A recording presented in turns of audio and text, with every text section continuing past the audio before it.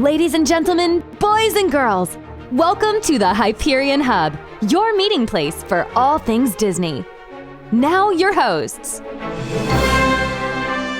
Hello again, everybody, and welcome to the Hyperion Hub. I'm John Alois, and I'm joined by Sean Degenhart. Salutations. And John Redlingshafer. Hello there. I hope you're having a great week. We like to kick things off with our Disney views, and this week, take it away, Sean.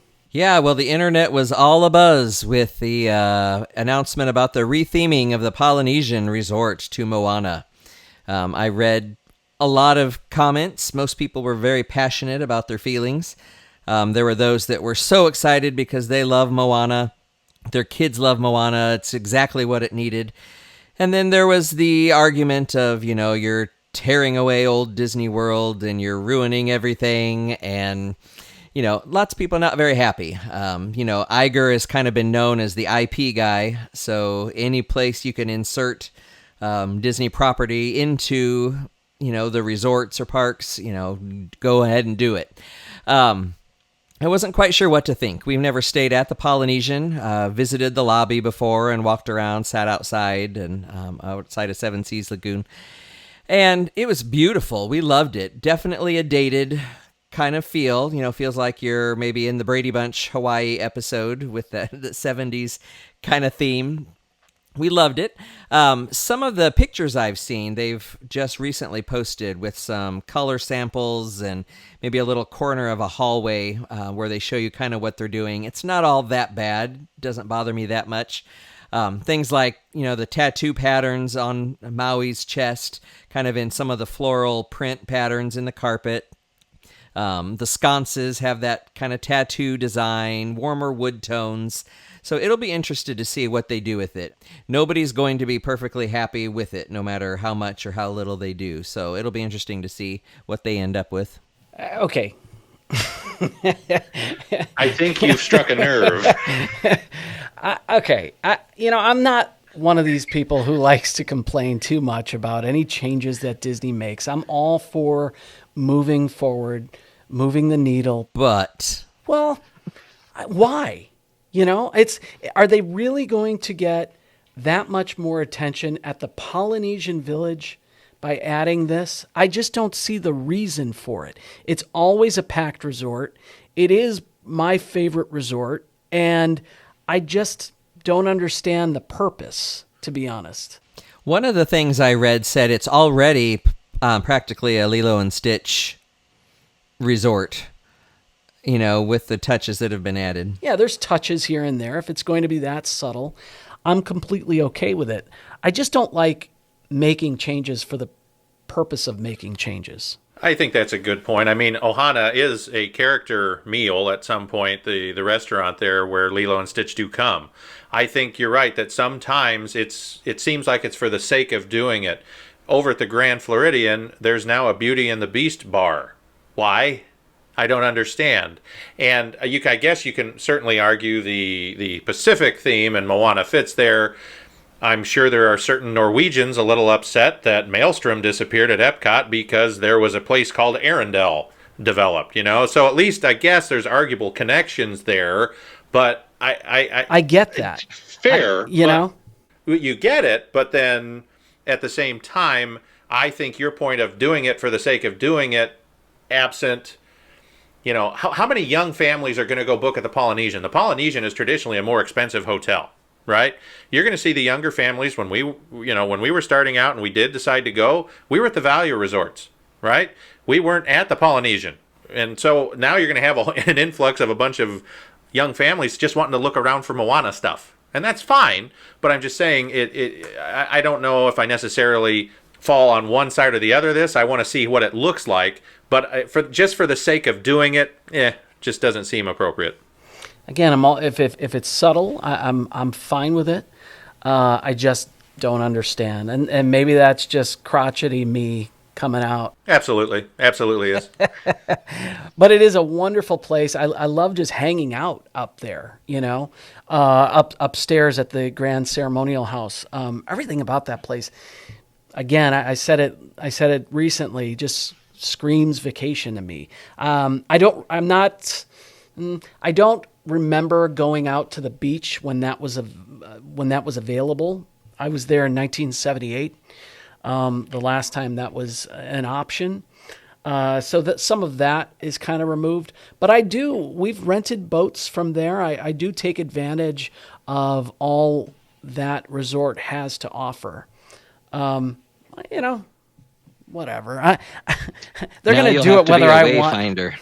Yeah, there you go. They're going to do it whether I love it or not. And by the way, for the record, I love Moana. I think the film is outstanding. Agreed. And for the most part, I like all the changes that have been made. I just don't understand the point at times. So, well, and we'll see how the subtlety works. It may just be touches here and there that they can advertise as Moana. But if they touch the hidden Mickey in the tile floor as you walk in, I'm going to have issues. All right. Did you ever hear the reason for why they had to change out the lobby? I was told by someone who was in part of the managerial staff, one of the cast members there.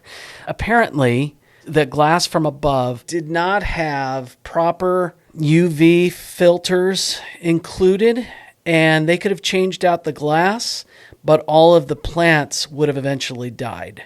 Huh. So they had to remove that whole section. I buy that to a point. I still think they were trying to create more space in the lobby, because you could have still had the waterfall and some fake plants, I guess. But anyway, that was a wonderful visual when you first walk into the Polynesian Village. All right, on to our main topic this week. And while Walt Disney World is open, there are many limitations and restrictions right now, and Disneyland is not currently open. That, coupled with the fact that brand new movies aren't coming out at movie theaters, and that's an experience that I love. We were talking about how we're getting our Disney fix, and we thought we'd go around the room and find out what everybody is doing to kind of help replace those feelings. Sean, let's start with you. I think the primary way that I've been getting my Disney fix is through music. I've got like 33 hours, I think, of Disney Parks music in my iTunes playlist. So I listen to your Main Street USA loops and all these other, attraction rides, queue music, all those things.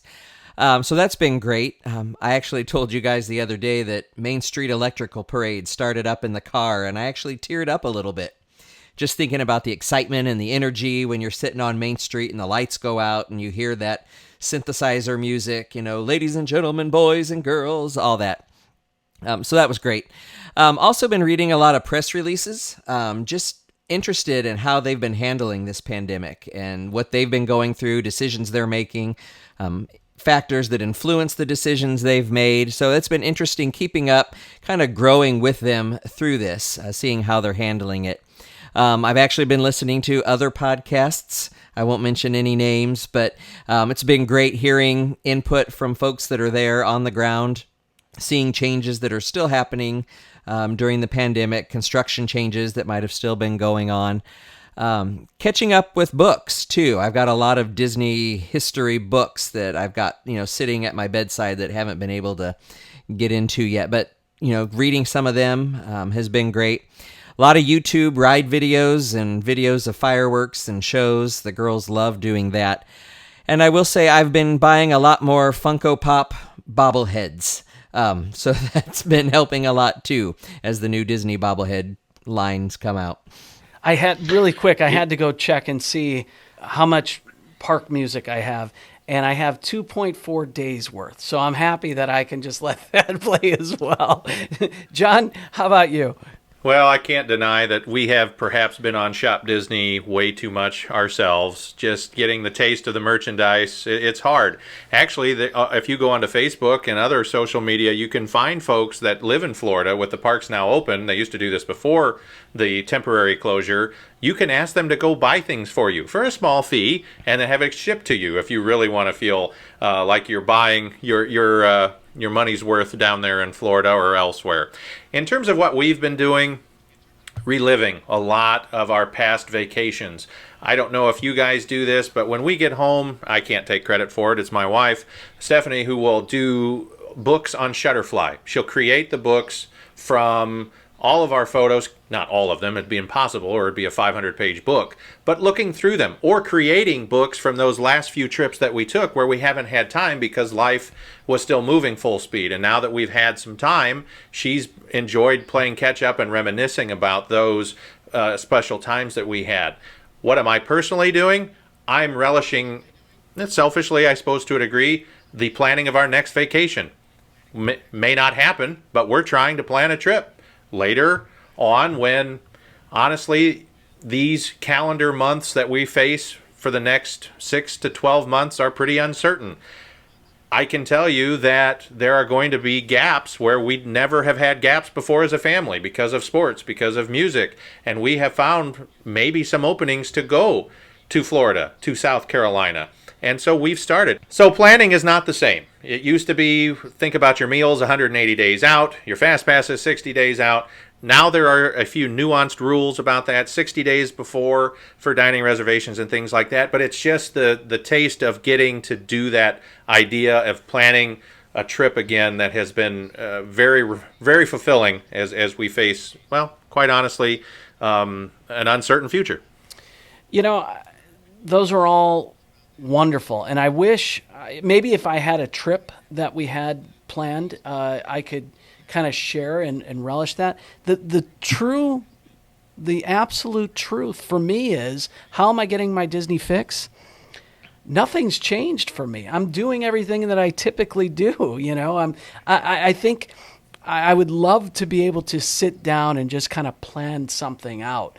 What I miss more than anything right now are new movies at the theater. That's a wonderful experience for me and my family. I'm happy for Disney Plus. I'm happy that they're putting out new films here and there, but I don't know if I can, just find something to replace all that we're missing right now. Everything you're talking about, we do that regularly also.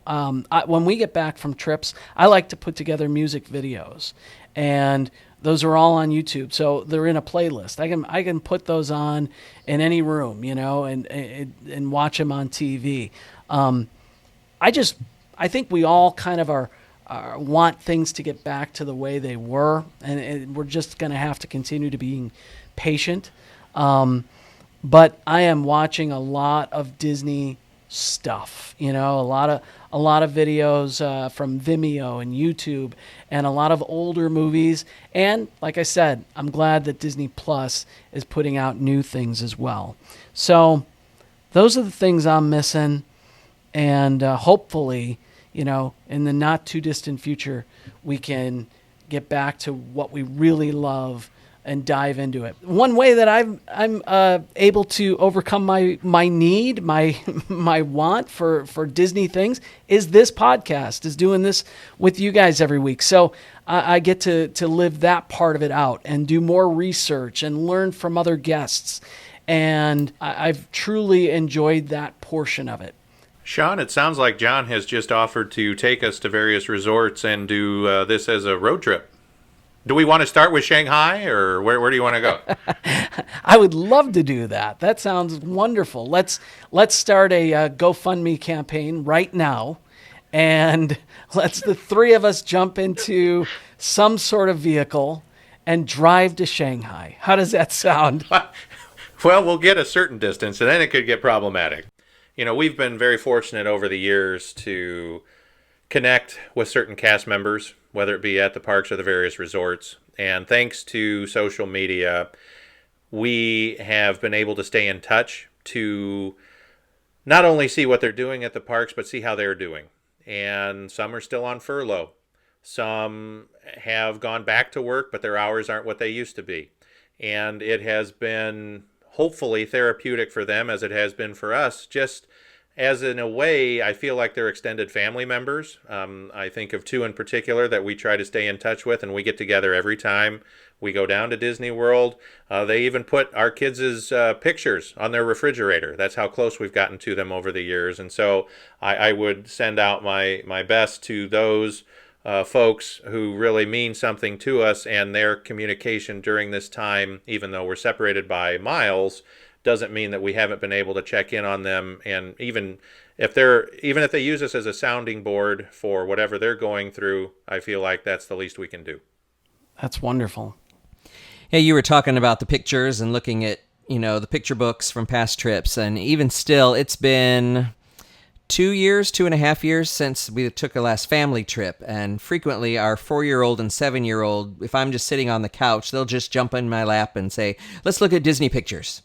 So they love doing that. They love looking at the fireworks shows that we'll show. I asked Greta, our 7-year-old, what she thought of when she thought of Disney. And her first, you would expect It's a Small World or Winnie the Pooh or something like that. And she said, my 7-year-old said, spending time with family. Wow. And the memories that we make. So Disney's definitely onto something. When they're selling the experience. And, for a 7-year-old to pick up on that all this other stuff is great, but spending time with the family, that's what she remembers. And so that's just fantastic to me, knowing that, 60 years from now, when I'm gone, she'll still have those memories. Yeah, that's awesome. Absolutely. What a great way to wrap up the show. What are you missing most about Disney right now? How are you getting your Disney fix? Please drop us a line. You can email us at podcast@thehyperionhub.com. You can also record a message with your phone and email that to us, and we'll play it on the show. If you're listening to us on Apple Podcasts, please rate and review us and spread the word so more people find us. That's all from here. Have a great week, everybody. We're glad you could join us. We'd love to hear from you. You can email or send us a recorded audio message at podcast@thehyperionhub.com. Find us on social media on Facebook, Instagram, and Twitter. The Hyperion Hub is not affiliated with the Walt Disney Company or its subsidiaries. We'll meet you next time at the Hyperion Hub.